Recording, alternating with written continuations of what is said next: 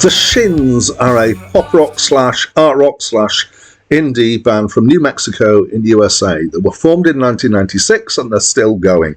Their central figure is James Mercer, who sings and plays the guitar, and other members have changed quite a bit over the years. They have had 5 studio albums and they've had both commercial and critical success.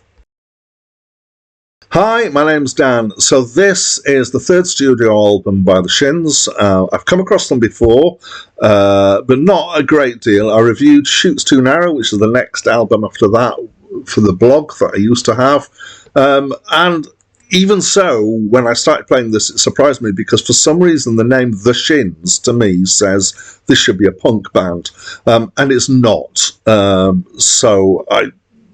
It surprised me, even though I've previously reviewed one of their albums, which wouldn't have been a punk album either. So it's described as indie pop, and I think that's pretty much spot on. It's definitely not rock. It's definitely lighter than rock, but it's kind of got this slight kind of indie edge to it as well, and I found it's okay. It's quite like some other stuff. I didn't dislike it particularly, but I found that it didn't make a huge impression on me. The voice is quite clean. There's a doubling effect on the voice that reminds me of something and somebody, and I keep kind of hearing a snatch in my head of that. I don't know if this happens to you. You kind of go, oh, what does that remind me of? And you try and track it down in your head and make it go over and over again. And I just couldn't get it. But it's just the vocal processing, so it's not particularly relevant, I don't think. The lyrics. So there was a curious thing I found with the lyrics, which is that I find it really hard to focus on them. They're not particularly banal, but they're not particularly arresting either. And even when I make a distinctive effort to try and listen and absorb what's going on, for some reason it doesn't seem to make a lot of impression on me.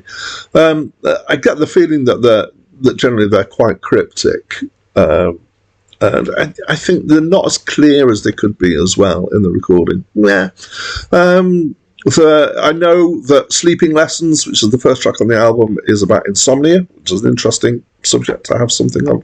So overall, it didn't really make a big impression on me. It's okay. I would certainly rather listen to this than a load of other stuff. But I wouldn't particularly go and choose this to listen to because it's just not made that big of an impression on me.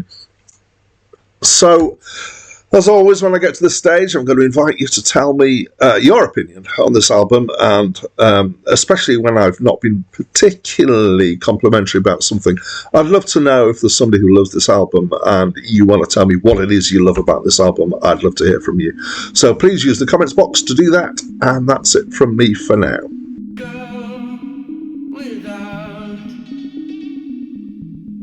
Till the need seeps in.